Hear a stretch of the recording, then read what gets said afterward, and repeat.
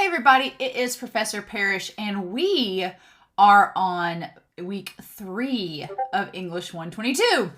So, this week we're going to be talking about character in class. So I want to pull up module 3 here and kind of talk about what to do for this week. In our literature textbook, there are a few short stories that I would like you to read that are going to kind of go with our discussion forum this week. They are basically the chapter on character is only 2 pages, so it's nothing crazy, just some terminology we're going to discuss here in a minute. But then the stories Cathedral, and then the section on writing effectively. There's also some materials and resources we're going to go over, and then the only 2 things for this week are your discussion post form number 3 and the character quiz. And obviously, have a great week. So, looking at our discussion forum, we'll pull it up here. Basically, I want you to describe a memorable character from film, theater, or literature. Why does this character stand out to you? And then you can also post a link or a photo if the character is unfamiliar. Just make sure that it's school appropriate, obviously. No, not safe for work pictures, right? So basically, I really like this one because there are so many good characters out there. I'm a character-driven person. If I watch a movie or read a story, I mean, the plot should be good. It should make sense. But at the end of the day, I'm all about characters. And I'm here for characters, and I want to see stories that have really good characters in them. So that's kind of my deal. But I'm curious to know what you all like. So there's that. And then you have a character quiz. It is worth 10 points. Like we've done with the other 2 quizzes so far, it is not timed. You can take as long as you like on it. Just make sure you submit it by Sunday.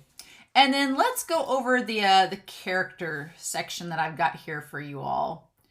So with character, I'm going to zoom out a little bit. With character, why do we study characters? Why do I like characters so much? Well, obviously characters help us understand more about the text, the author, the society in which those characters live in, which may be very different than our own.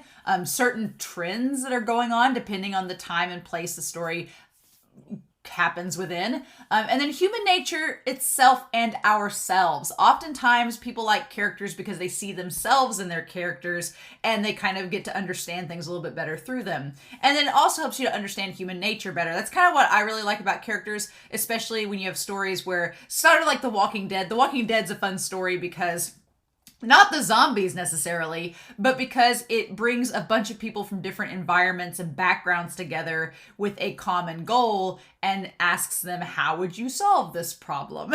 So that's kind of what they have to deal with throughout the entire series. And those kind of stories I really, really appreciate. With character, they are an imagined person who inhabits a story. A stock character is often called like a flat character. They're stereotyped characters, often known by just generalized traits like, oh, there's the class clown, or there's the studious student, or the class president is often like a stereotyped character, right? Then you have more rounded characters who have more 3-dimensional like depth. They have more personality and goals, and you get to know them a lot better. With characterization, writers use various techniques to create, reveal, or develop characters within a narrative. A strong piece of fiction will develop a character over time. There's a very common saying that you want your characters to grow as a series progresses. You don't want your character to start out in one position and end up in the same position. You want them to achieve some kind of arc, as they would call it, or growth throughout the story. And with character development, it's a process by which a character is introduced, they advance, and they possibly transform throughout the story. Not physically, but usually mentally or even spiritually. Type of characters. We've talked about flat characters. They just have one particular trait or feature, like the town fool or the mayor of a town may have like a certain kind of like trait, like if they're pompous or something like that. But then a round character is portrayed with more depth and detail. Static characters do exist in stories, and they remain constantly the same throughout most of the story. They don't really change that much. And usually a static character is a character that can be like a mentor figure. Like in Star Wars, Yoda is a static character. Yoda does not go through a character arc in the original trilogy. He's a mentor figure. Him and Obi-Wan are very static characters. They have set goals, set personalities, set agendas with Luke, and they don't really stray from those throughout the story. Dynamic characters do change over time. So Darth Vader would be a dynamic character because he starts out one way in A New Hope, and by the time we get to Return of the Jedi, he is a very different character by the end of the story, even though he looks the same. So you have a static character like Obi-Wan, and then a dynamic character like Darth Vader and Luke that change over time. So those are some pretty common examples. And then a hero obviously would possess like an admirable trait that like bravery or courage or intelligence. An anti-hero lacks admirable traits. And anti-heroes are often fun though. I feel like I'm definitely a person that likes anti-heroes. And I like them because they're usually very dynamic characters. An anti-hero usually changes a lot over time in a story for various circumstances. And they're often very interesting. They're usually flawed, which is not good, but it's very relatable and they're fun to watch and see how they change throughout a story. Then you have character motivation. What is the cause behind their actions? It helps to animate a story. It justifies their behavior and it reveals traits and values that they have. So once you know a character's motivation and why they are doing something, a lot about that character will become more apparent as you go.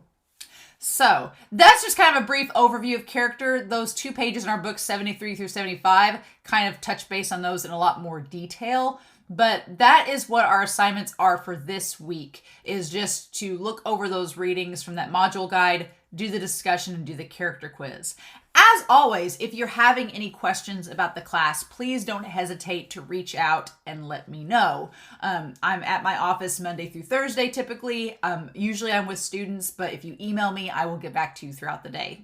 All right, so I hope you all have a wonderful week. Please stay safe, take care, and I will be back very soon with English 122's Week 4 lecture video. Bye.